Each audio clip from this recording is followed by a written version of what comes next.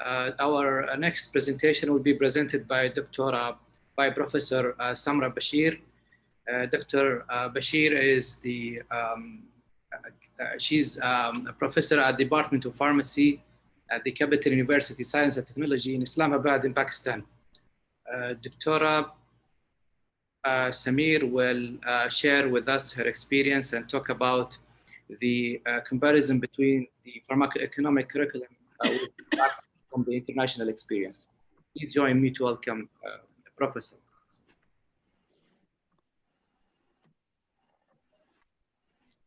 Assalamu alaikum.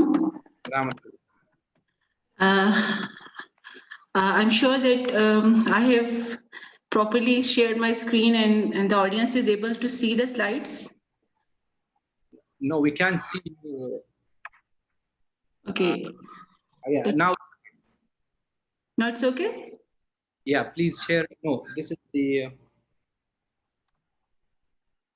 Can you share now? Make the full screen, the full slide view.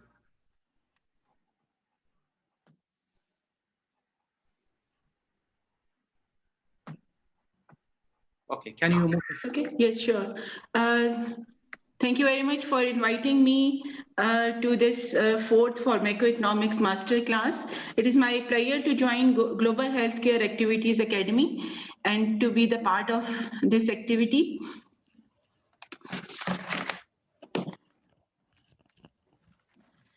The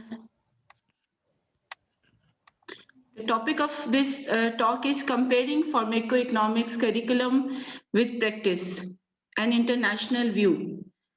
This talk is especially in the perspective of developing countries that are striving to develop pharmacoeconomics educational program and to implement pharmacoeconomics in their healthcare sector. This is the outline of my talk.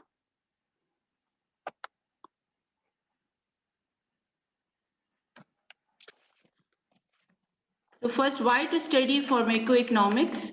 As we all know, that although perspective in which pharmacoeconomic studies are performed may be different depending upon socio-economic status and healthcare system of a country. However, pharmacoeconomics is a global requisite. Therefore, because it helps ensuring rational medicine expenditure. And it has its value in a number of sectors, in a number of processes, including policy making, drug development, drug registration, insurance, formulary development, clinical decision making, etc. So this necessitates the implementation of an effective pharmacoeconomics educational program globally.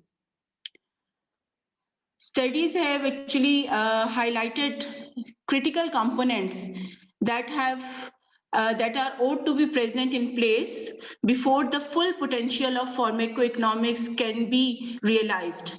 And these include individuals who are capable of conducting the analysis, a receptive and informed audience of policymakers, and a body of relevant methodology and guideline. Therefore, it is imperative for all the countries, especially the developing countries, to build an educational infrastructure of analysts and researchers in pharmacoeconomics and to promote the education of pharmacoeconomics at the payer, provider, and the patient level, each according to their needs and tasks. So depending upon the three components that were highlighted in the last slide, we can actually categorize the countries, what is their educational, pharmacoeconomics educational need, how much they have established the pharmacoeconomics education infrastructure and the guidelines, and how much they are implementing the pharmacoeconomics in their healthcare sector. We can categorize the countries and therefore we can come up with the needs that these categories, each of these categories require in order to establish an effective educational program. So there are the countries where pharmacoeconomics education is well established, the infrastructure is available, and the guidelines have been developed and implemented. And therefore, they are able to implement pharmacoeconomics well in their healthcare settings. Whereas at the same time, there are a number of countries wherein education, they are having educational setup and training for the students. They are having infrastructure, but what they are lacking is that local studies are not sufficient or guidelines are in the process of implementation. So they are actually striving, or they are in the midway to implement the pharmacoeconomics. And the third category of the countries are those in which pharmacoeconomics education and implementation of pharmacoeconomics is in infancy. Like in my country, where the pharmacoeconomics education is recently being introduced, and therefore there is a lack of qualified faculty as well as the lack of experiential learning. So there is a long way to go to have a well-established educational program, a qualified availability of qualified faculty, as well as the trained pharmacoeconomists who could perform the pharmacoeconomics research and studies that could be implemented in the healthcare sector. So what we need to know for designing and implementing effective pharmacoeconomics education program. We need to know about the key factors that are essential for successful pharmacoeconomics implementation, so that we could design and develop an effective pharmacoeconomics educational program. The challenges which are faced in the circumstances of individual country, what is the level of expertise which is required, and for this, what level of education is needed, and what is the pharmacoeconomics education in the context of the real world, and what are the requirements of an effective pharmacoeconomics curriculum. So the key factors that are essential for the success of a pharmacoeconomics implementation. These are to be considered in order to design, effectively implement and design the pharmacoeconomics educational program. These are pertaining to the pharmacoeconomics education and training. For effective pharmacoeconomics education and training, there is a need of standardized curriculum, presence of qualified faculty, and opportunities for experiential learning through internships, fellowships, or different practical experiences. Similarly, quality of pharmacoeconomics studies are also the key factor for successful implementation of pharmacoeconomics in the healthcare studies, in the healthcare sector, which relies on the availability of persons and organizations to perform this evaluation. It depends on the presence of refined research methods and well-defined priority areas according to the local variations and the perspectives in which pharmacoeconomics is applied, as well as availability of local guidelines to perform pharmacoeconomic studies. And for successful implementation, there is a need that there is awareness and knowledge among all the stakeholders of pharmacoeconomics. There is availability of sufficient local pharmacoeconomics data.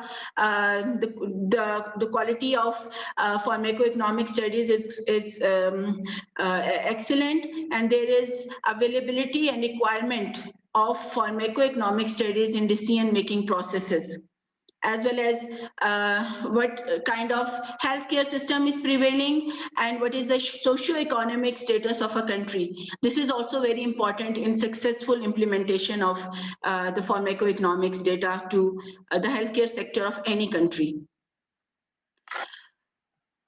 So what are the challenges which are faced and which may vary from a given circumstances or from a given setting to another setting in the implementation of pharmacoeconomics? These are, again, the same awareness and knowledge among stakeholders, Because if there is no awareness or knowledge on the receptive end, obviously we won't be able to implement the outcomes of these this research and studies.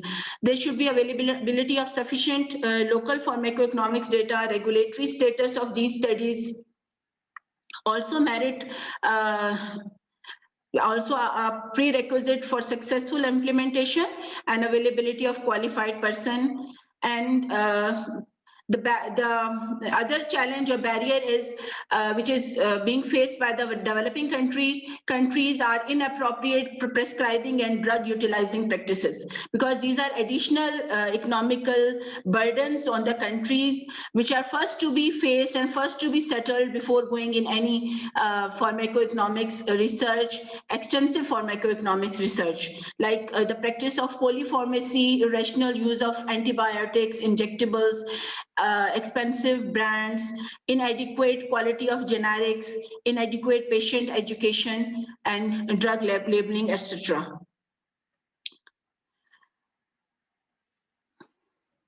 We have, fortunately, the standards set by ISPOR about the level of expertise which is needed in pharmacoeconomics studies and research, and therefore what is the education level, what type of education is needed to be provided in order to achieve that particular level of expertise. So ISPOR panel has identified 3 levels of expertise which are required to conduct and interpret pharmacoeconomics research. And these include awareness among all the stakeholders about the factual knowledge of the discipline, which allow the trained personnel to ask questions pertaining to the data in the field, right? The application, this is at the next level of expertise which is needed, for which the healthcare professionals will be able to apply the knowledge of pharmacoeconomics or the results of pharmacoeconomic studies to their practice. As well as conceptualization. This is the highest level of expertise which enable a person to create new methodologies, develop theories, and assimilate multidisciplinary methodologies and theories from the related disciplines. A pharmacoeconomics is required to be a multidisciplinary expert.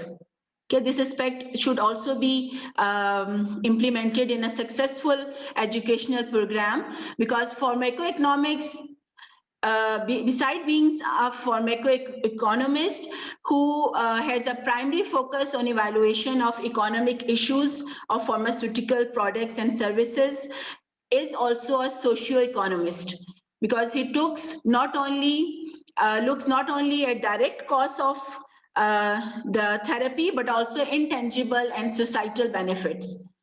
And along with a successful pharmacoeconomist is also an outcome researcher and health economist.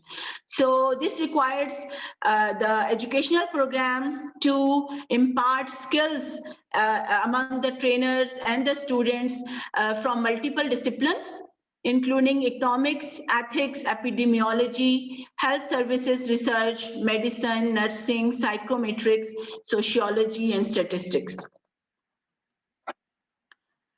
For macroeconomics education, it should be provided in the context of the real world, because unlike a clinical trial, pharmacoeconomics measures the value of the drug in a real world scenario.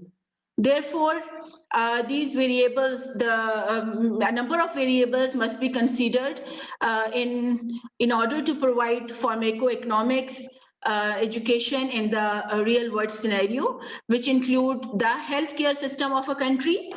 While designing the education healthcare system, the prevailing healthcare system, that is what is the socio-economic status of the country, who is paying for the healthcare cost, the healthcare is covered by insurance agencies, or the patients themselves are paying for the therapy. This matters a lot while providing or while designing a curriculum for pharmacoeconomics education. So all these factors should should be taken into consideration, as well as the perspectives, because with healthcare system, with variation in healthcare system, the perspective in which pharmacoeconomics research is to be performed also changes. Is it the patient perspective, or the insurer or government perspective, or societal perspective? So the countries like Pakistan, where the patients themselves are bearing expenditure, up to 77% of healthcare expenditures are borne by the patient themselves. So the perspective of pharmacoeconomics should be, research should be accordingly, and education should also be tailored according to the scenario. As well as the challenges in implementing pharmacoeconomics, they should be considered, which have already been mentioned, and the level of expertise which is required. So like for developing countries where there is lack of awareness for this discipline, and there is not much acceptability towards pharmacoeconomic studies, especially when the relevant decisions are taken when in policy making, while registration of the drug, while healthcare coverage. So in that case, you need to decide that what level of expertise and what level of awareness and knowledge and skills are required to be given to the students of pharmacoeconomics. So we also need to know that what are the requirements of an effective pharmacoeconomics curriculum. It should have well-defined learning objectives. The learning outcomes in terms of knowledge, skill, and attitude should also be well-defined. The curriculum should be standardized. An international standardized curriculum can be adopted with basic concepts, principles, and methodologies, analysis as per the international criteria. However, it can be customized to meet the local needs as well. And it should also provide the multidisciplinary training, as well as opportunity for experiential learning through projects, workshops, internships, and fellowships, etc. We have provided with learning objectives through ISPOR, who has defined not only the learning objectives, but also potential learning outcomes for a pharmacoeconomics educational program. However, these learning objectives may vary as per the local knowledge, as well as understanding local issues and challenges and the priority areas of the research. So these can be customized, but these should be well defined for a successful implementation of pharmacoeconomics educational program. Course content should be defined, for which developed countries have well-defined pharmacoeconomics curriculum, which is being provided through undergraduate as well as postgraduate degree programs. There are also provision of fellowships and internships. So these standardized curriculum, as well as the guidelines provided by ISPOR, can be used to define the course content for a pharmacoeconomics curriculum. This can make the basis of such a curriculum. However, the examples should be customized.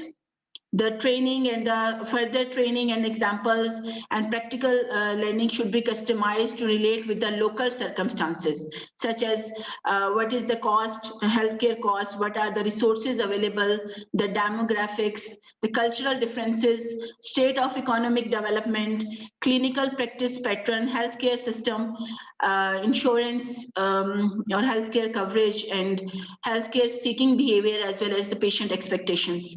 And this should be designed with multidisciplinary approach. Pharmacoeconomics education can be provided through multiple routes, including degree programs. So this depends on your audience, whom you want to educate. These are the future pharmacists, or the students of medicine, or these are the other stakeholders. So there are a number of routes to provide pharmacoeconomics education, and this is actually decided by the level of expertise which we want to see in our audience, in our students, what level of expertise they should gain Is it just awareness or knowledge and understanding, or interpretation of pharmacoeconomic studies and analysis, or they are going to be the practitioners of pharmacoeconomics research who could apply well the knowledge of pharmacoeconomics in decision making, or who are able to conduct pharmacoeconomics analysis. So these goals can be achieved by designing the educational programs of different kind. So here are the recommendations for pharmacoeconomics educational program and for an effective curriculum. This should be focused to raise awareness about pharmacoeconomics among various stakeholders. Awareness should be on the part of the practitioners as well as on the receptive end, on the part of the patient, on the part of the policymakers, on the part of pharmaceutical sector, the insurance agencies about the significance of pharmacoeconomics, and so that they could accept these studies and they could make necessary decision based on the outcome of these studies. Formal pharmacoeconomics education should be provided to the students of healthcare professionals, including pharmacists and the students of medicine, so that they develop an ability to critically evaluate economic evidence when making decisions in their practice. And as well as there is a dire need to have a homegrown base of pharmacoeconomists, pharmacoeconomic experts who can be through formal degree and research fellowship will develop ability to conceptualize pharmacoeconomics and can perform research, synthesize new pharmacoeconomic knowledge and develop new methodologies. But for all these things, especially what is the main hurdle or barrier in the developing country is the acceptability of such studies. So it is possible only when essential structural and regulatory policy measures are implemented in order to strengthen the healthcare system for the application of credible pharmacoeconomics evidence. So it is possible only when there are regulatory policies, policy measures prevailing and implemented through which these studies or their results and outcomes can be accepted at the level of healthcare. So with this, thank you very much.